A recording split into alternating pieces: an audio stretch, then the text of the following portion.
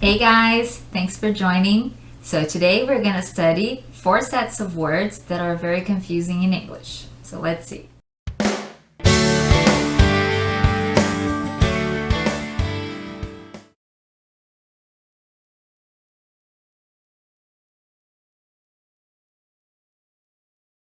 Starting off with the first 2 sets of words: strange, stranger, desert, and dessert. Strange and stranger are very confusing for Brazilian students in particular, I've noticed. Maybe for other students around the world too.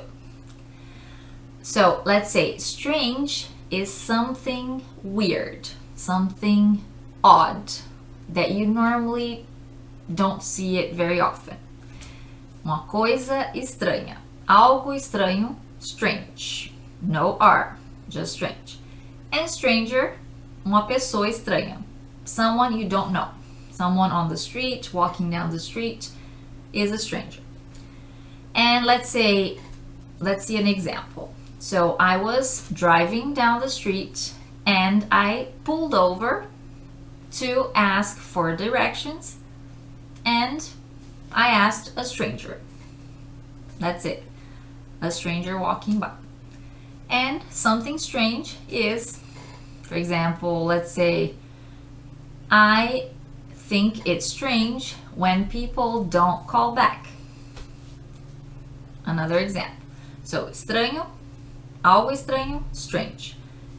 Uma pessoa estranha, stranger. Okay? And a side note about stranger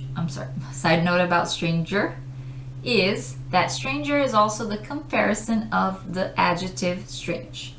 So you can use it as a comparison in the sense of algo estranho, but algo mais estranho que outro. So let's say this insect is stranger than this other insect. Or some people are stranger than others. So you're doing a comparison. Okay? Next to desert and dessert. Desert, the Sahara Desert. A dry place, lots of sand, too much heat, very cold at night. It's a desert. 1S. Dessert is something you eat after dinner or after lunch. Normally a sweet treat. A cake, a brownie, ice cream. Dessert. Double S. Sobremesa. Okay, so let's say the spelling and the pronunciation, they're different. So you have to be careful with that. Dessert, 2S, and it's a sound of Z. Emphasis on the last syllable. Dessert. Desert, emphasis on the first syllable, 1S. Moving on to the last 2.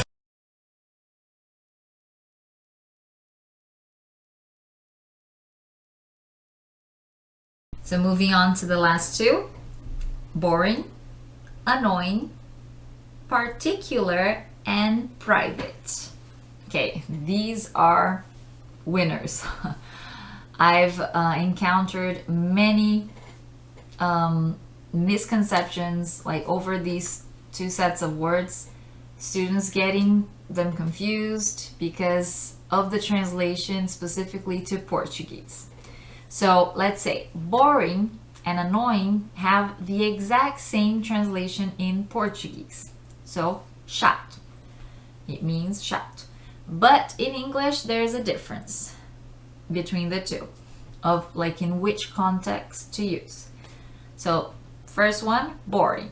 Boring is something like tedious, something that's like, oh, this is such a drag. Tipo, entediante. Something boring is something tedious.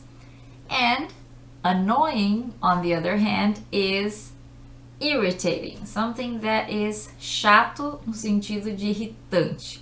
So, when you say that something is boring, or something or someone is boring, it means they're like, yeah, you know, that person is boring. Like, that person has really nothing to add, nothing out of the ordinary.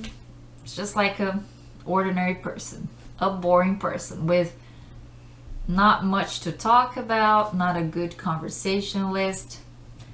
So let's say, in my opinion, not gonna state any names from TV shows and programs in Brazil, but there is a specific TV show or program in Brazil that I find it very boring. And one of the presenters is very boring. Like someone who's like, doesn't really add anything to you, doesn't make you interested or intrigued, so a boring person. Annoying is more than that, irritating.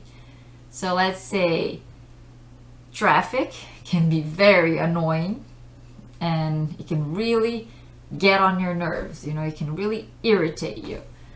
Or some people are very annoying, people who, let's say, contradict everything you say, or people who are always polemic and like with negative talk. Those people, in my opinion, are very annoying. Are not exactly the people I like to surround myself with. So, boring, chato, entediante. Annoying, chato, irritante. And the last two, particular and private. Okay, particular is something specific, and private would be something, let's say, more exclusive. Particular, for example, an English teacher, private English teacher, which is in my case, I'm a private English teacher, is someone who teaches private classes.